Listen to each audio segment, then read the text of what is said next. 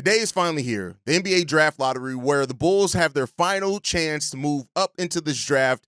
Well, unfortunately, they can also move down. On today's episode, we're going to talk about what getting each of the first top 4 picks in this draft could do for the Chicago Bulls and the direction. We're going to get into all that plus more right after this.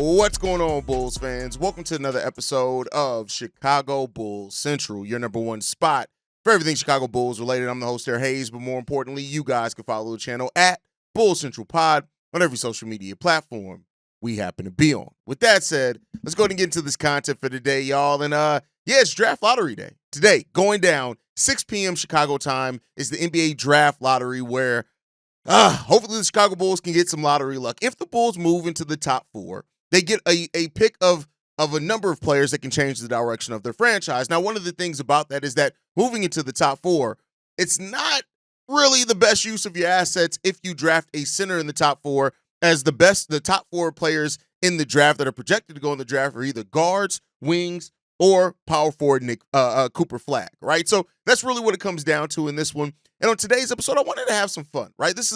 It's been a very serious offseason talking about possibilities of the Chicago Bulls, things like that. But today's the last day of hope, the last day that we have to hope that the Bulls are going to get a top 4 pick. After today, we'll know exactly where the Bulls are picking, and we'll be focusing on players that are going to be around that area. But on today's episode, since it is the last day before the NBA draft, I want to talk about what getting each of the top 4 picks could do for the Chicago Bulls. Now, if the Bulls drafted number 1, you take Cooper Flagg. There's just no question about it. He is the number 1 prospect in this draft. People have said things like, well, I'd take Ace Bailey over Cooper Flagg, and you'd be fired to do so. Ace Bailey's going to have a really great career. Make no mistake about it. I really do feel that way. But Cooper Flagg and what he's able to do defensively is absolutely amazing. And also positional versatility is absolutely crazy. Shot blocking is absolutely crazy. The upside of Cooper Flagg is utterly ridiculous. And keep in mind, he's doing all this at 18 years old, not 19. He's 18 years old and doing all this. The sky's the limit when it comes down to it, right? And there are some people that you could look at it and say, maybe some other players could be better long-term, fits, Dylan Harper, right? Things like that. But if the Bulls do get the number 1 overall pick, you're taking Cooper Flagg. And when it comes down to it, what does Cooper Flagg excel at? Just about everything. He does a little bit of everything on the court, and that's what really makes him the prospect that he is in this. When you look at some of his draft comps, right? And the one thing that I always say is we got to stop comparing white players just to other white players, right? If you look at his game and the comps that he's drawn, Scottie Pippen, Jason Tatum, Sean Marion, Andre Karolinko, like the overlap of some of those skills, that's where Cooper Flagg can be at. And the thing is that at base, Cooper Flagg is probably going to be the best defensive player on your team, as well as with tremendous offensive upside. He averaged 19 points per game on 59% true shooting, 7.5 rebounds on a 15% rebounding rate, a 5% block rate and 1.4 blocks per game, and 4 assists. The turnovers 2. He needs to get that a little bit down when it comes down to it. But there's no doubt that Cooper Flagg is the prize of this draft, right? He turned 18 in December. Keep that in mind. That means we'll be a couple of months into the season before he even turns 19. Just think about that, right?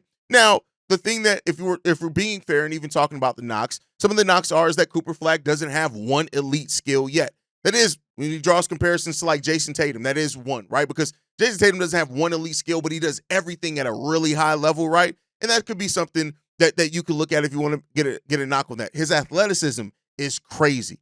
He's crazy when it comes down to it, right? Some people have raised some concerns about his weight. He's 6'9", 205 pounds. How's that going to be at the next level? I think Cooper Flagg, when you look at his body composition, he's a guy that's going to be able to put on that muscle and that weight at the NBA level. He's just going to have to hit the gym, right?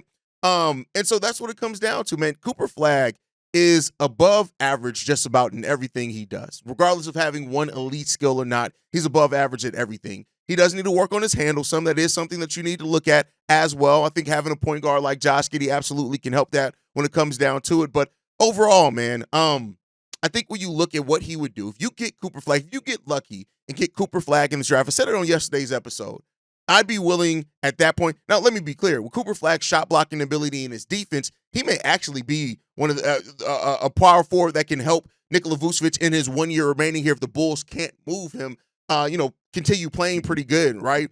But I think that you go all in on defense. Somebody asked me on yesterday's episode, well, Hayes, if you get Cooper Flagg, why would you want to bring in vets? Because you have the chance to win now, right? Yes, you still have development over years, but you have a chance to do much like the Boston Celtics did when they got Jason Tatum. They were still a team that was competing then. Yes, it took a couple of years to get to the point of being a championship contender. You want Matas and Cooper Flagg to grow at that point, but you don't forget you have a player in Coby White who's 26 years. You already have veterans in Zach Collins and Kevin Huerter who can help support the addition of a Cooper Flagg to this team as well. So if you do, you're only selling off pieces that aren't part of your future anyway, because I tell you what, you get Cooper Flagg, P. Will's no longer part of your future at all. You try to move those guys for whatever you get back, create a little bit more cap space, go out there and get your guy. Or even if for my people was like, well, why you want to go after a veteran like Miles Turner, even though he's 27 years old, 28 years old, then all right, let's say Jaren Jackson Jr. Let's say that, right? Save it to the summer of 2026. But either way, I think if you get Cooper Flagg, you of course wait some time. I'm not saying you immediately have to go push all your chips and you want to wait and let these players develop together, but it does a lot for you. It does a lot for you when it comes down to it. Cooper Flagg would be a tremendous acquisition. And then your small forward, your power forward of the future, Matas Buzleis, Cooper Flagg. Do they have to figure out the balance between those guys? Absolutely. Absolutely. But I think when you come down to it, right, you look at Cooper Flagg. On Bart Tovik's, it's an advanced stat website just for NCAA, and track data all the way back to 2007, right? 2007-28 season. Only 8 freshmen have posted a single season in the top 50 of that stat. We're talking about Anthony Davis, Zion Williamson, and Cooper Flagg ranks 11th overall and is by far the youngest player at all to ever be on that stat sheet. I'm telling you, Cooper Flagg, for all those that have doubted him at the season, oh, he doesn't look good. Matas Buzleis is better than Cooper Flagg.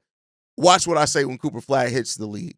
But all right, with that said, the number 1 overall pick, you get Cooper Flagg, you keep it pushing. I think it streamlines everything else that you need to do at that point in time, and you just keep it pushing. Next up, Dylan Harper. If the Bulls get the number 2 overall pick in this draft, Dylan Harper's the likely guy to go there. Now, the question is where does he fit in that scenario? At 6'6", 215 pounds, he's 19 years old, right? And most people have Dylan Harper listed as somebody who can be your lead guard. And I do think when you look at his ball handling, the way he finishes, those type of things, this is a guy in Dylan Harper that if you get number 2, you take him and you figure out the rest later, right? You have to figure out the rest when it comes down to it. His ability to get to the paint is crazy when it comes down to it. Dylan Harper has so much upside. His on ball, when he plays on ball, when he goes through screens, stuff like that, it's amazing to watch this guy. He controls a pick and roll like none other. Now, the question is though, is that if you have Josh Giddey on this team, you have Coby White on this team, and I can understand that. But like I said before, you figure it the fuck out. I can see Harper playing the 3 for a little bit, right? Whatever comes down to it. We also know Billy Donovan's not avoidance of playing 3 guards out there when it comes down to it, but he has the instincts. He could be a really solid defender at the next level as well. 19 points on 56% true shooting, 33% a three-point shooter. I think he can grow in those areas. That was taking 5 3-pointers per game. I think how much that shot grows over time is going to be really important there. But his great skill is his ability to get to the rim and his ability to operate in pick and rolls, both as the guy that's going to try to score, but also as a passer out the pick and roll as well. When you look at him, it's amazing. It's amazing. But the problem is that when you look at his shot profile, right? Because you guys know I like to talk about it. When you look at his shot profile, it kind of screams big, and that's not the position that he plays, right? And so that's something that you're gonna have to look at. You're gonna have to work it out. It would have been great if the Bulls had a shooting coach here. I think with Dylan Harper to really turn him out. But like I said on yesterday's episode, not everything's all about Peter Patton being the end all be all of player development, right? So I think when it comes down to it, but Dylan Harper has the capability of being the engine of your offense at the next level. You just got to find players that can play off of him, right? So that's the thing that you really have to look at. like I said, his defensive instincts are there. He has a problem of overcommitting at times, but I do think that you have a guy with the right frame, the right mentality, the right skill set to be a really good defender at the next level when it comes down to it. But it's him creating his own shot is probably going to be the biggest thing with that. The spot up three, questionable. His pull-up shot, shaky at times, right? But I think overall, like, this is a guy that has tremendous talent. He'd be worth going into the second. When you look at some of the comps for him have been Ron Harper Jr. That's some of the comps for him. Also, James Harden, right? So I think that's when you look at somebody like with that skill set and profile, that makes a lot of sense. So there. Also, let's move to the number 3 player by most teams' estimation. One of the players that I am extremely high on in this draft, mainly because of his defensive upside and what he can bring as well. That's VJ Edgecombe. The Bulls end up getting one of the top 4 picks, and number 3 is where VJ Edgecombe is expected to go. 6'5", 180 pounds. He's 19. He's almost 20 years old, basically, when it comes down to it. When you look at this guy, like, absolutely just a dog. He's just a dog when it comes down to it. His athleticism, ridiculous. His off-ball defense, crazy. The dog mentality, crazy. You talk about switchable defenders. In the modern NBA, this guy has the ability to switch probably 1 through even some 4s, even with his size, right? Yeah, he's 6'5", but I think he can guard some 5s. No, I meant some 4s in the league, right? You see how things can grow for him, of course, and how he develops in those areas. But I look at it and I say, this is a guy that the explosion that he has on the offensive side of the ball, the question is that if the Bulls were to get him, what happens with Coby, right? And I think that's a lot of the players that the Bulls could draft is what happens with Coby White. But I think when you look at it, at worst, you're looking at VJ Edgecombe being the 3rd best player on a championship team. That's at worst. And I'll say that's just if his offense doesn't round out even more. Again, this is a player that has that dog in him, right? You talk about the mentality of Matas Buzleis, and that being one of the reasons I trust so much that he's going to maximize on his development. I think it comes down to it, man. His ability to guard multiple positions, the dog mentality that he has, it's really good. Now, one of the questions is his three-point shooting. Now, I think if you're looking for him to come off screens, come off his own dribble, sometimes there's some question there with his three-point shot. When he's just being a standstill three-point shooter, basically wide open shots, and he has time, it's really good there. But I think there's some upside there, of course, to grow when it comes down to it. But he's going to have the same type of questions by all uber athletic players when they come into the league. Is that, all right, you're a great athlete, you have crazy explosiveness, all those type of things, but how are you going to be able to learn to create off your own dribble? That's going to be one of the questions here for him. But I think with his ability to play, he's unselfish when it comes down to it. He plays into a team concept. I think this is going to be a guy that really can develop really highly at the level, but has all the raw skills. Every single raw skill that you have that you can name, he's there, right? When you look at some of the player comps for him, he's drawing player comps from Eddie Jones, Victor Oladipo, KCP, right? But it says on the Ringer, KCP bitten by a radioactive spider. So charged up KCP. Derek White has been another comp for him as well. So I think that those are solid comps when it comes down to him. Then let's go, if the Bulls also fall into the top 4, Ace Bailey. Now, this is a guy who, we got a voicemail yesterday saying, well, why is Ace Bailey falling? Wait till the draft combine. Ace Bailey ain't going to fall once the draft combine comes. I think some of that is played off Rutgers and them not really living up to their expectations, I think, is a big part of that. People are going to ask, well, Hayes, why didn't that affect Dylan Harper? Dylan Harper's a little bit different, right? But I think when you come down to it, you look at Ace Bailey, his pull-up shooting, amazing. His off-ball defense, really good. Athleticism, out the wazoo, right? This guy's 6'10", 200 pounds. He's 18 years old. He'll be 19 by the start of the season. Smooth shot, which what comes down to, that's one of the questions that you're going to have there for him. But he's listen, the shot-making ability that he has is absolutely ridiculous. The way that the fluidity in his shot is absolutely ridiculous.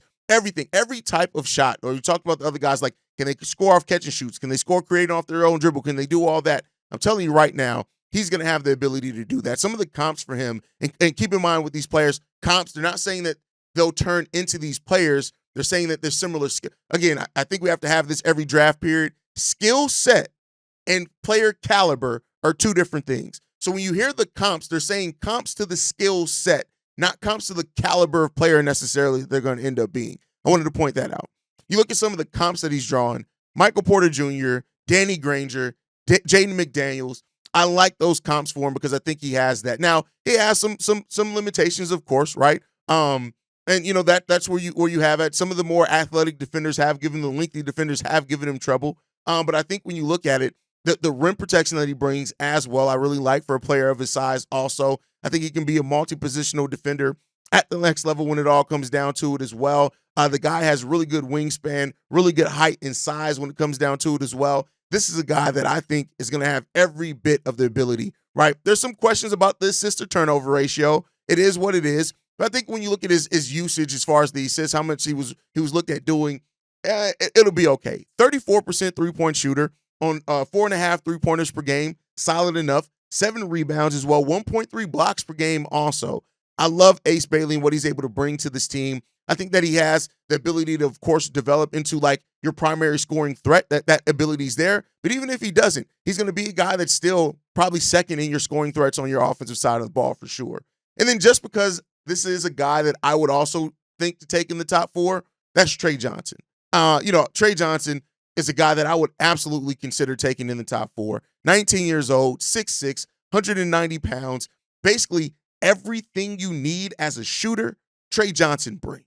Ability to create his own shot, pull-up shooting, coming off screen shooting, scoring out on the perimeter, like all of those things, catch and shoot. He brings everything you could potentially want in that. I just period.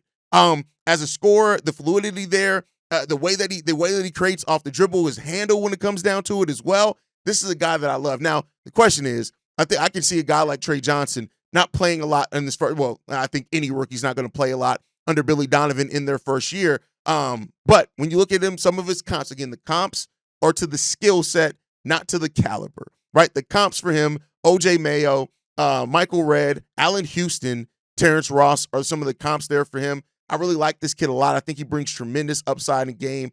His frame, when it comes down to it as well, I think that it's there. He's going to be able to put on the weight. I think he's going to be able. Now he's always probably going to be more slight of a player. I want to be clear there, right? He's not going to be that physical craziness that you see from some players, but I think that he brings all of that. Some people have also compared him to Brandon Miller, Paul George, as some comps for him. Also, really like that when it comes down to it. I think that if you get him, this is a guy that maybe could be your 3 next to Coby White. Maybe could replace Coby White. Depends on how you shape up with your offense. But I do think his ability to create off the dribble and his ability to do, he's a better catch and shoot player than Coby White, for example. And I think that really pairs well with this offense and what they can need, whether you're keeping Coby White or not. I think that really pairs well because one thing that we do lack, other than Kevin Huerter, is catch and shoot ability. Coby hasn't really, that's one part of his game. It's not really rounded out for him.